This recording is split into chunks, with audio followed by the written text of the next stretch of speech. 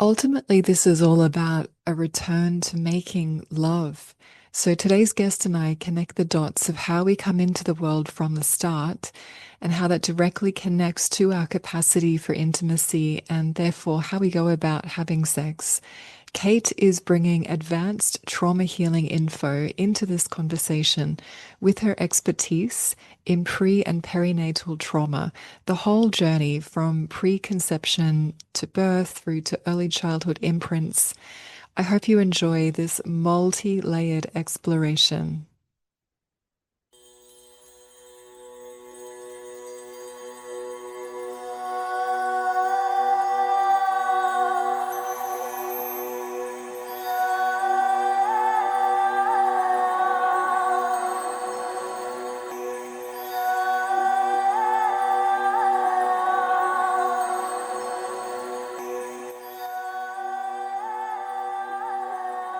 Welcome, everyone, to this provocative and heartfelt podcast, Beyond Patriarchal Sex, a place for both women and men to elevate ourselves, finding out what it takes to live beyond our conditioning and assumptions, not only for ourselves, but also for the coming generations. My name is Devashi Shakti, and you are warmly welcome to be part of these conversations.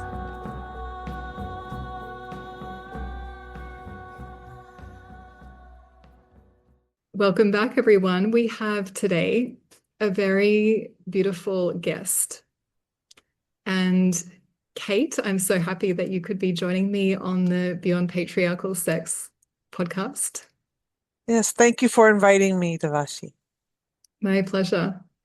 And I will read a little bit about your background so everyone can understand. So, Kate White is an award-winning educator and an advanced body worker. She is trained in somatic therapies, prenatal and perinatal somatic health, lactation, brain development, infant mental health, and has specialized in parent-baby dyad care using somatic prevention and trauma healing approaches since 1999. And I'm aware of you, Kate, through one of your mentors, Ray. And I don't know if you know this, but I got to be in the last class, it happened to be online. I know his work wasn't online for all that long, but I feel blessed that I got to experience the last online group. Yeah, were you in his full training or were you in the one that I hosted online through the online school?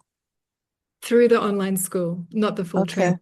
Yes. Yeah, that was an amazing last class of his. And he called me when he got his diagnosis and he said, "I'm so sorry. I had such big plans after the success of that one online series that we did." Oh, So, yeah. That oh, was that was that was really an amazing. We had 250 people register for that right at the outset. yes. And Yeah. so for listeners, Ray Castellino is a highly regarded teacher in, I mean, I'll let Kate describe it, Okay. but it's Okay. in the realm of healing birth trauma and restoring emotional attunement to a very profound level. So I invited Kate because I know how important bringing pre-perinatal trauma and birth trauma into the conversation on patriarchal sex. I know how profound this connection actually is. So, Kate, what is your sense of the connection of how this early imprinting of how we come into the world affects our capacity for intimacy as adults? Well, that's a really good question. Um, well, it's the first relationship, and so I mean, no matter who you talk with in bonding and attachment, this early relationship sets the template for all relationships moving forward. And if there's been a rupture there, then that's just a part of how that person operates in the world. And sometimes we can heal those spontaneously, especially if we end up in a relationship that's really attuned, and um, there can be a corrective experience there. Um, it can, but if it's not healed, and then often it's like there are all these ruptures that happen pre-verbal, and then if the family dynamic is also in a I would say a wobble or not exactly attuned, and there's levels of trauma there in the family dynamic, then as that person emerges into adulthood, they'll seek out what feels familiar, which is more of the dysfunction that they had grown up in. So I would say the intimacy is very much impaired. Yes. And what are the kinds of ruptures that people actually present that you are supporting in personal sessions and training? How does that show up in people's lives in your experience as a practitioner? Oh gosh. Well, that's a really big question. Um, so when I'm working to train professionals and when I'm working with adults or even families, everybody, we're working with layers of experience. In a pre-perinatal space where I operate, where Ray taught, we're looking at very specific layers starting preconception. So how we come into form, as a spirit coming into matter, we can encounter our all the DNA strands and things that happen in the families that come before us. So often there's trauma there, and we'll encounter that coming in, and we inherit that if it's not metabolized before we come in. And then where there's conception dynamics, well, how we are conceived. Are we conceived in love? Are we conceived, um, on a one night stand? Are we conceived, you know, with a forced aspect, which some people feel? Or, I mean, there's a lot that can go into that. Then there's a lot of long list of Ashi. I don't know if you want me to go through the whole list, but how we make our home and our parent, implantation, and then how we develop our body, what happens there. Our parent can have experiences that we're in, and there's all their history as well. Maybe they have trauma in their history, so we just inherit that in our environment. The environment profoundly influences us, which is why we want to work so much with parents before they get pregnant and when they're pregnant. But then there's the whole birth sequence, which is, I mean, we've been able to acutely track that from the beginning, before the beginning, middle, and in the outlet after. And in the after, there's been a history of rupture, taking the baby and putting it in the nursery, and then the baby's where's my parent, where's my whole world? And then if there's been trauma, like a NICU or other kinds of things, I mean, 1 in 10 of us in our country is a NICU baby. So there's a lot of rupture and trauma. And Yes. so, yeah, I would say, um, like I have often quoted the man who co-created APA, the Association for Pre and Perinatal Psychology now, is that if we brutalize babies in the very beginning of their life, how can we expect that we have a world that people treat each other well? Because those layers influence who we are and how we feel about ourselves and our world starting then. Um, So Absolutely. yeah, that's the answer, I guess. Yes, thank you. I'd love to really dive into some of these places Mhm. with you. And I want to Sure. ask you to help our listeners who maybe haven't really looked into this level and depth of inner healing at DNA level, healing the birth sequence, all these amazing places that you've just described. How would someone know, like in their everyday life, maybe in their relationships, how would someone know that they might have trauma that could be tracked back to these places? Like, what are the some of the everyday expressions that you recognize? Well, that's another really good question. I mean, you're good at this, Devashi. Um, well, in the everyday person who's not aware of their trauma, um, they wouldn't probably recognize. Um, but I get adults that come to me and they say often that I'm in this thing. I know it's really hard, and I know that I'm not getting better in talk therapy. And I've heard about you. Will you work with me? And so, and then I do an inquiry with them around all those layers. I talk about tell me about what you know about these areas. Sometimes people don't know anything about their birth. And so what I'm looking for is how people engage in life.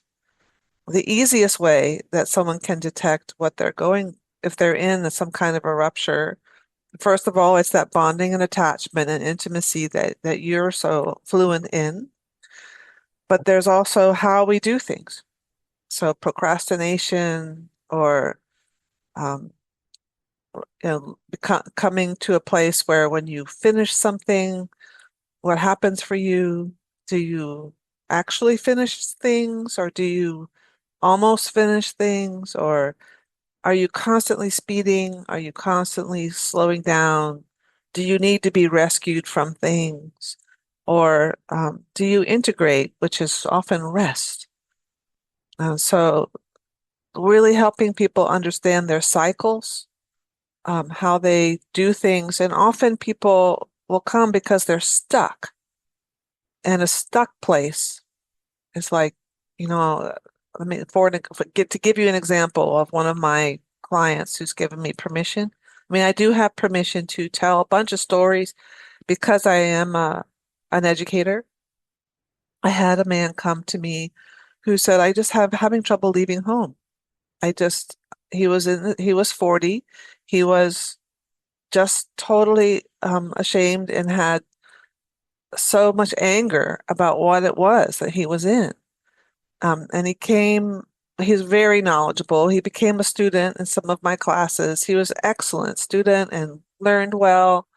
And yet every time he would try to leave the home, he would get stymied until he finally realized one day he looked at me and he says, I feel like I'm looking at you through glass, like I'm stuck in glass. And upon reflection of his story, his mother had been a preemie in the 1930s, which was, I mean, she's lucky she's alive. And that level of trauma, I mean, that back then they didn't know very much. And Mm. he realized that he was stuck in his mother's imprint. It was only after he began to realize that he began to get traction on creating an adult life that was independent and successful. So that's an example of how we can get stuck. And I think it's the stuck place that brings people in to working with their early imprint. Yes, yes. And working with early imprints, usually it's not something most people realize is available until they've already been involved in other kinds of therapy, or maybe they're, have done some study and training around their nervous system. And, then they might get a recommendation or find out about this level of work. So it's pretty Mhm. advanced in terms of trauma healing. And Yes. yes, it's so fascinating that you can work with DNA patterns. And when you mentioned conception and how someone was conceived, I want to start here in terms of how this really links into the theme of patriarchal sex, intimacy, and relating, because the way that it happens, the level of consciousness, the level of intimacy or not on an emotional, attuned level impacts what exactly? Can you tell us, Kate? Well, um, yeah, we how we come into form, I mean, is a part of our weave, you know. And so when we're tracking all the layers, so if you are conceived in love, where love making is really a tender and attuned, I mean, that's part of what you come through. You know, if you come as a result of being raped, that is what you come through. And so we try to bring conscious conception as a healthy layer to humanity. Pre and perinatal work does. And so even if you're conceiving with assisted reproductive technology, we try to bring helping parents realize that their love is what is the surround. And if you can bring your love to that in vitro fertilization or just the surround of love, and that was so much what Ray taught, like the how we come into form and what we're doing is how we are relating to each other around earliest layers of experience. Um, that is most important. Um, so I think that's the short answer. Yes, thank you for explaining that. Yeah. And so, because a lot of people, not everyone, of course, but a lot of people were not actually conceived in a really emotionally attuned, loving, mutual pleasure kind of situation in the sex that happened to conceive them. And I want to bring into this the reality that every time a child is conceived, a male ejaculated, if we're Mhm. talking about natural conception, but not necessarily the woman. And that can affect things too. I don't know if you look into that. I'm wondering, I'm curious what you see about that. I mean, I don't think that orgasm is talked about uh, as a functional impact on who we are. I think it's the feeling of love, and that can be accentuated, of course. Oxytocin is one of our major love hormones that can really impact how we feel. It's also really important in childbirth and in how we are as a group and how we are as, um, as a couple, but also as a family. If you are a woman who wants to live beyond patriarchal sex, you're going to love the Tigress Path. It's primal feminine spirituality with deep somatic teachings and female embodiment practice. Currently, we have classes online and in person. There's the annual Tigress Bali retreat and more.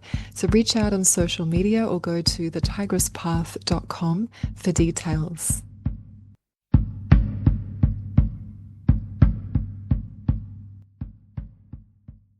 I mean, Ray was really big on introducing into small groups, which is what we're trained by Ray, is the womb surround birth process, how to create oxytocin through connection, not necessarily orgasm.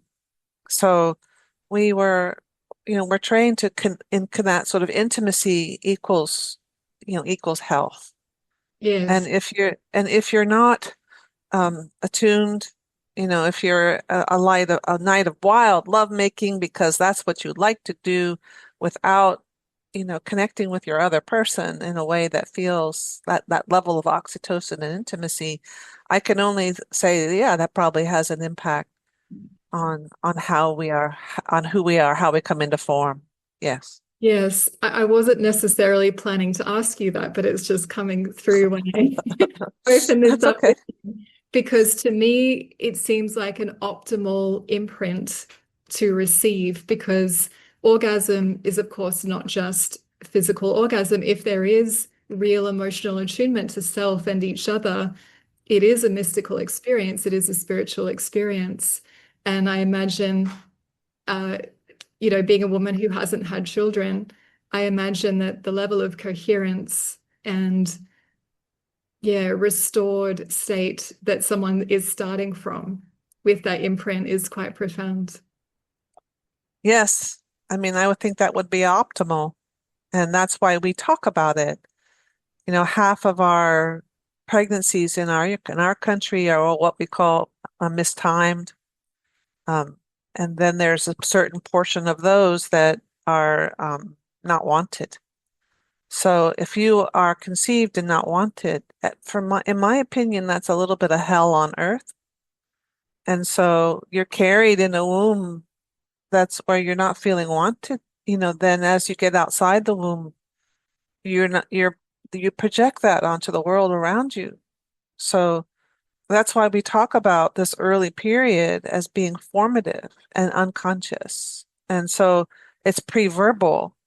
It's not unseen because you see it everywhere. And so, um, like that's why we're such a big advocates for this kind of uh, how our incarnation, how we come in is like how we are in the world. And I think that I forget which educator it was. It may also have been David Chamberlain, but as we treat babies, they treat the world.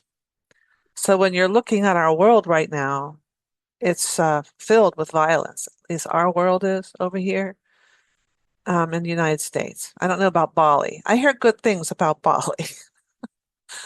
Well, Go there and feel at peace. it is a very healing place. It's also has its own complexities as well. Yes. There's quite a bit of hierarchy and patriarchy within the indigenous systems here, um, Oh, on that interpersonal relationship level, I believe. mhm. Okay. Okay. Yeah. Well, I guess that would be my answer. It's like, yeah, we want people to feel wanted and feel welcome. A big focus on the welcome now we're doing and starting even as we land in the first cell. And so helping parents and actually teenagers. I've gone to high schools and given these lectures. And sometimes I don't get invited back because, you're like, you're telling young people, this is optimal love making with pleasure and attunement. What an So amazing thing to be taking in at a young age. Now that's truly evolutionary education. I love hearing that you've done that. I have done that, and there's silence and squirming and curiosity, huge sparks of curiosity in the space. But yeah, it's definitely risky to go into an administration and talk to young people that way. But I every time you lay down with somebody, it's an invitation for a spirit to come into form. So you have to bring your awareness and your consciousness to it. Do you want to do that or not? And so, yeah, I mean, I have a whole history of family planning and working with families, I mean, since I was in my 20s. So I have, a whole history of working with families internationally that way in different parts of the world. But I would love for people to hear that as you are coming together, whether it's two people, no matter what gender you are, sex is should be intimate and attuned, because that way, and you're realizing that it's an invitation for a soul, a spirit to come into form. Yes, what a nurturing and healing feminine, like deep feminine perspective to bring. Um, and how jarring that must be for young minds that have a lot of pornographic programming, maybe already, but how essential it is for them to have that contrast as education. Our bodies are really amazing. Um, and if we could bring more attention to them, like because I'm a data person and I read a lot, I give it out to my students. And lately, like the impact of even cigarette smoking, we've got it's like sometimes men who smoke, their semen has now this quality in them that can impact the developing baby to predispose it to ADD and ADHD, things like that. So really helping people realize that their bodies and how they are inside their bodies and what they do with their bodies impacts incoming babies. So that's why we ask parents to really start to become more aware as they head toward conception. And it would be really nice if people would seek people out like me when they're considering conceiving. It's not just all the substances that we take into our bodies, but it's how we feel about ourselves, how we feel about our bodies, and then what are our traumas? Can we please integrate and all things before we can conceive? Because that will influence who comes in, because they will inherit what we don't metabolize. They inherit what we don't metabolize. Mhm. Yeah. Yes. And Yeah. Kate, I'm thinking about the people listening to this, whether it's for a young person's mind or an adult.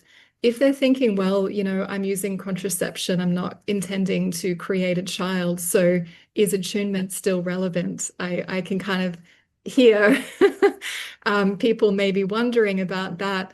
And and yet, it's coming back to what you said at the start, that how we are and how we treat people, how we treat the world is based on our imprinting. And Yeah. everything is so connected far beyond what people realize, what any of us realize, really. Yeah. Well, of course, I would say that it's better for people to be attuned to each other, but we live in our imprints. Like what I say to my students is I quote a troubadour storyteller named Gamble Rogers, and he said, "Life is like holding a boa constrictor. Are you holding it or is it holding you?" And I feel like our imprints are like the boa constrictor. And, you know, you have to get a sense of, am I holding it or is it holding me? Sometimes we can also say, is the baby part of you driving the bus? Because the baby shouldn't be driving the bus. You should be driving the bus. But the baby is sentient. Baby is super sentient. John Chitty, one of my mentors, would say. And I like to also quote Karen Melton, who's another one of our fabulous people who was trained by Ray, that the little one can give you information.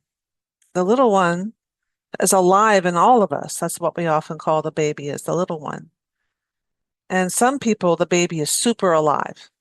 If you are a person who had a lot of trauma as a baby, that baby is really uh, very much in the now, looking around, assessing the environment, and giving you information.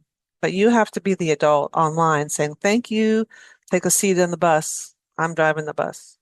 And so a lot of people are driven by their imprints, and they don't even know. And then before you know it, they become president of the United States, and their imprints are driving them. Yeah. Yes, yes. And so for those that are not parents or don't intend to become parents, that sounds like the real connection point here, that there is Mhm. always a little one, whether They're outside or always. inside, and we always have the little one inside to attune Yeah. to. Yes. Yes. Yeah, that's the exciting part. Because as an adult, if you don't engage in having a family, you can engage in this younger part of you. And people think of babies as, oh, these dependent things that cry and they're hard, and I don't want that. But actually, they're super sentient, super loving. I've never met anybody more forgiving than a baby. Um, as long as you claim it, you say to the baby, "I'm sorry. Wow, I messed up." And the baby will say, "Wow, okay." Children, little children and babies are like that. Babies are open, they're fresh, they're they have all our essential humanness is in there because that's how we incarnate. That's how we come into form with all the best of us. John Chitty would say, the babies are the best of us. They are the royalty of humanity. And we treat them like they're not aware or conscious. That And is so yeah, incredibly beautiful. They are the royalty of humanity, my gosh. yeah, that was John Chitty. He was my mentor for 7 years, and we met because of our mutual love of babies. Um, and I agree with him. Like, babies are very aware. They're much more aware than we give them credit for. And so when parents bring their babies to me and I begin to have conversations with them, that's when they get it. Because babies will show you their story, they'll talk with you, they'll tell you everything. They want to talk with you, they want to tell you. Even in utero, they want to connect with you. And so it's just like bringing that paradigm into mainstream is challenging. When I used to give lectures, people would get up and walk out. People would get angry at me in the audience. It's not so much like that anymore.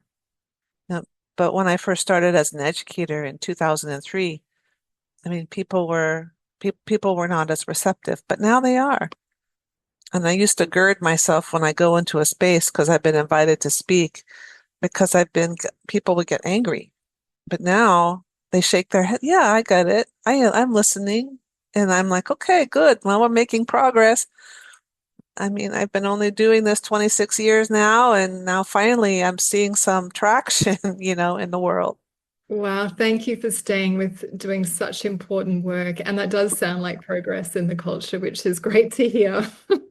And Kate, Yes. talking about babies, I mean, I want to honor our time that we have to meet here today and the complexity and depth and the layers of the work that you do. We could take it in many angles, but I want to make sure that we mention birth trauma and how that links into patriarchal structures in how you Mhm. see that. Yeah, well, we talked a little bit about this before we got on our recording. And well, I just see the last place I'm seeing this kind of consciousness is in hospitals. And that's where 98% of our births happen in our country.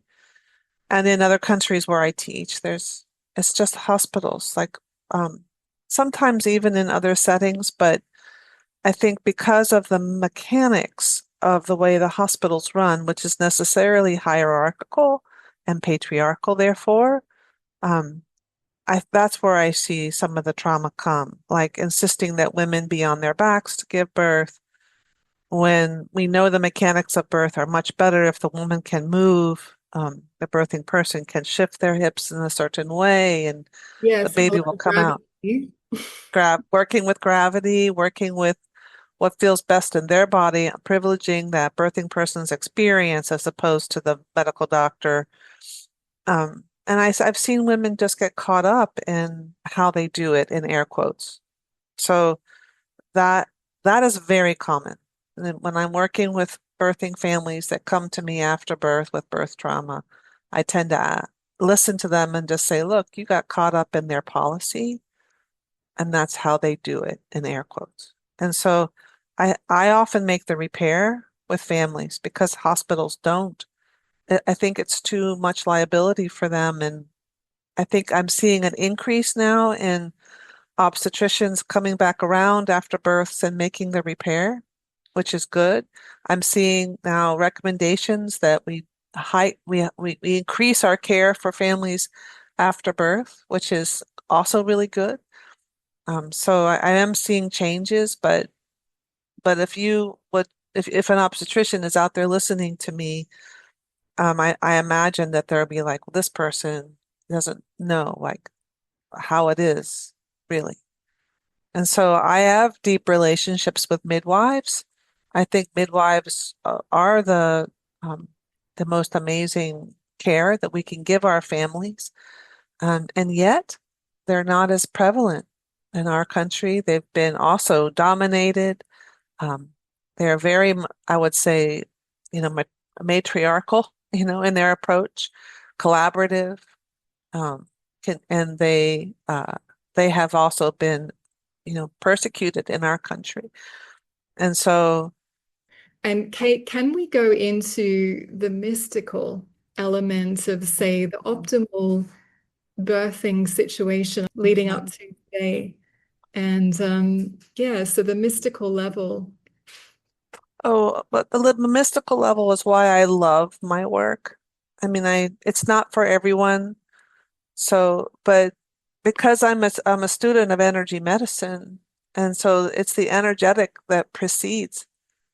I mean, Ray used to say, we step down into creation. This is Randolph Stone, a quote from Randolph Stone, who created the polarity therapy.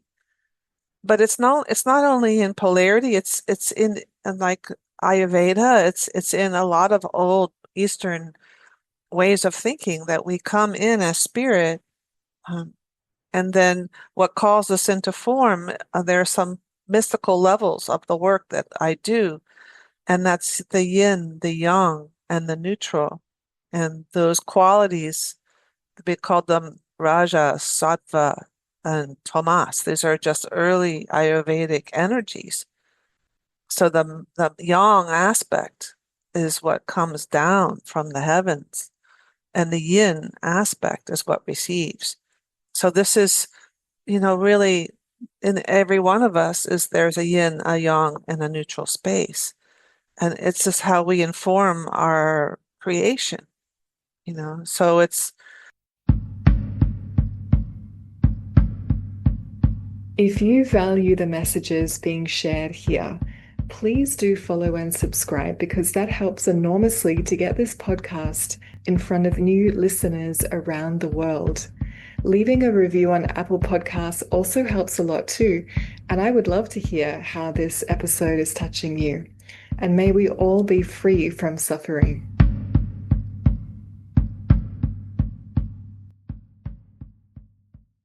I love that. And John Chitty was the one who taught me the most about it, and his wife after Anna Chitty. But if it's in balance, if yang is in balance, it's a benign sovereign space and a benevolent, like the sun shining in the most kindest way. And the yin is the receptive, knows all. The yin knows all, sees all, and is really powerful in their receptivity, but also helps with keep the yang in balance. And John taught how our world can be out of balance. And he taught four different kinds of ways it could be seen. But the way I see it quite often is the tyrant. I mean, the yang out of balance is the tyrant. So the mystical elements here, like the yin in that example, would be at the doormat. And many of us live in these out of balance states. So really bringing the body into balance is part of helping the spirit and the soul come into balance, healing these early ruptures, healing the maternal side or the matriarchal side, I guess, helping the patriarchal become more benevolent and sovereign and connecting in that way. Those are the more mystical places that I Yes. would say. And John was a big proponent of what he would call a divine feminine. He would say, when the world returns to the feminine, that's when the world will heal. Beautiful man, wise man. And I Yes, love yes, your frame of patriarchy as basically excess young, right? yes. And I'm my awareness is right now in the feeling and the my memory of the birthing field, the live, tangible, all pervasive experience, mystical experience of that when a woman is naturally birthing and really dilating her consciousness to basically be a channel for divine feminine presence coming through her entire body and a Mhm. baby being able to be impacted in that frequency. Um, yes, Mhm. Yes, that would be ideal. And I think that's what the midwives do. They promote that. I mean, in its ideal form.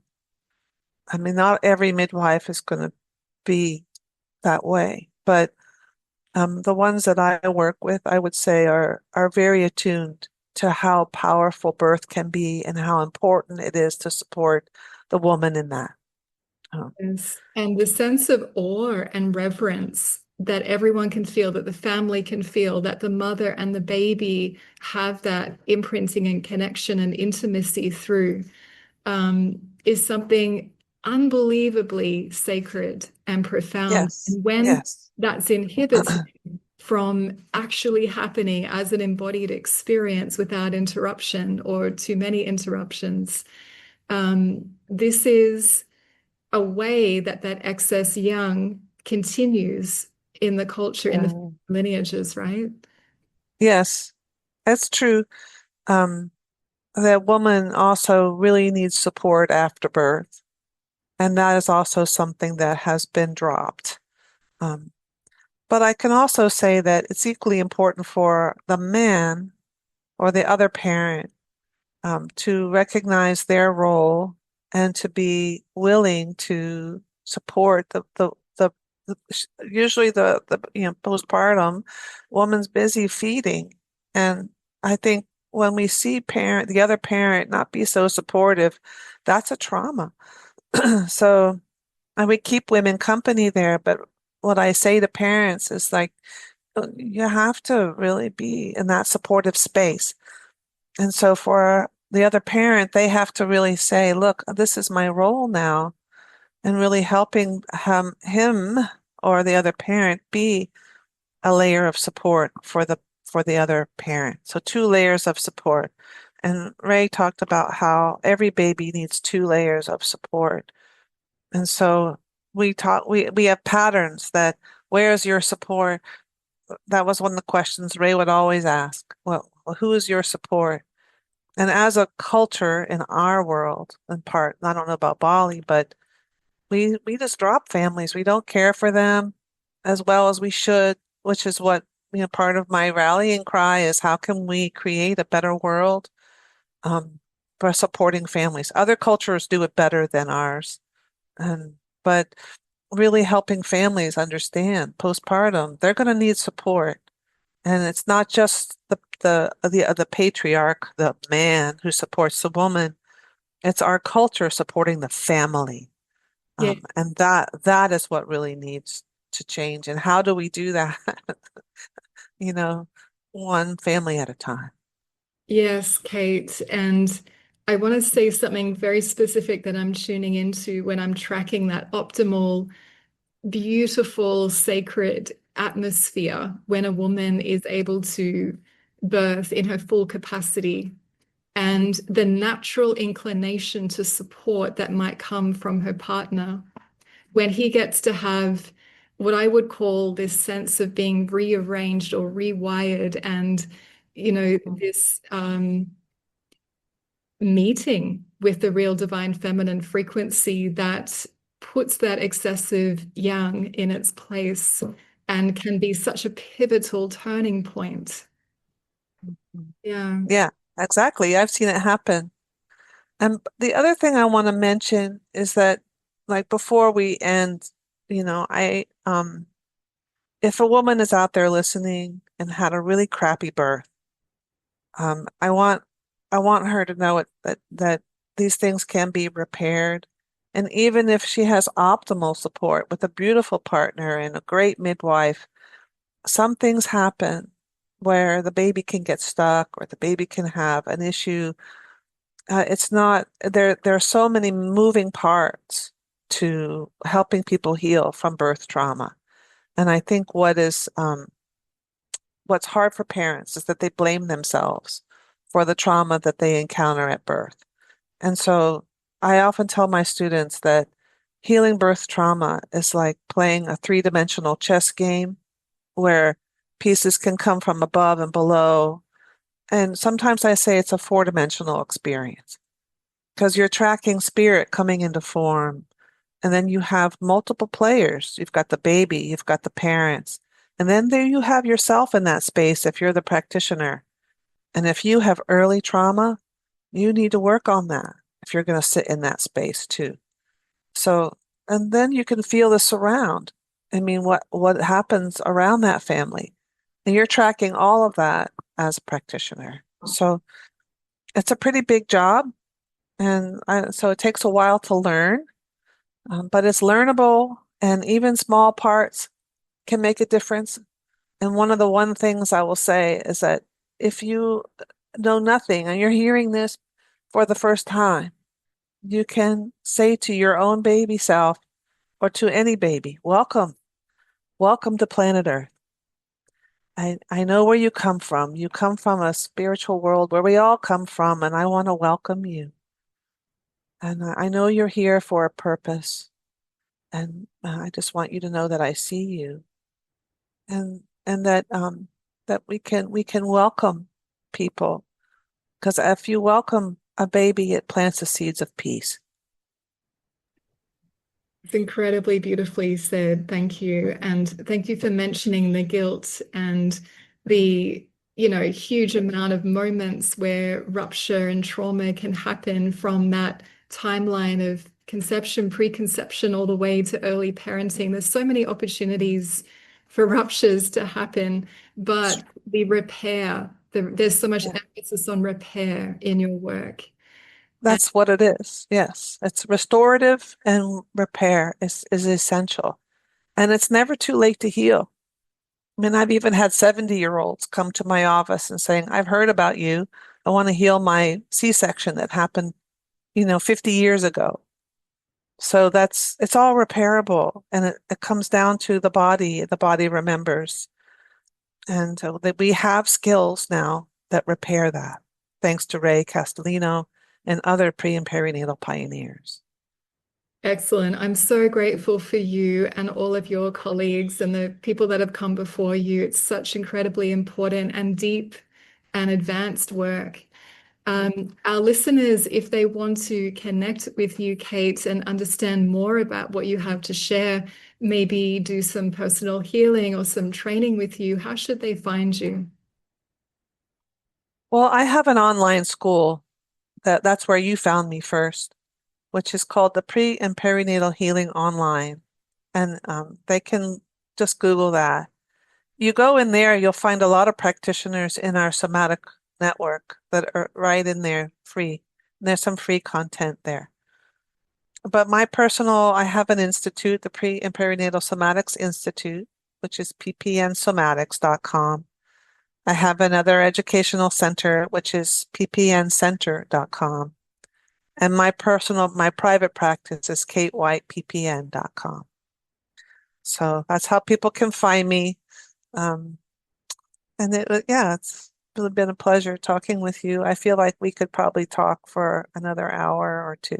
Yes, I feel that too. And I will put all those links and your more full bio in the notes as well. Kate, thank you so much for bringing this dimension of the conversation forward for everyone. I really appreciate your energy and your time focused on this today.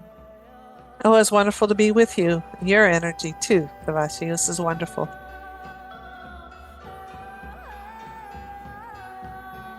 If you enjoyed listening to this episode, please do share it around on social media. And know that everyone is invited to be part of our research in the anonymous survey. Your contribution will help reveal the exact ways men and women can live beyond patriarchal sex and find greater harmony together. You can find the link to our survey and also details on the Tigress Path for Women via thetigresspath.com.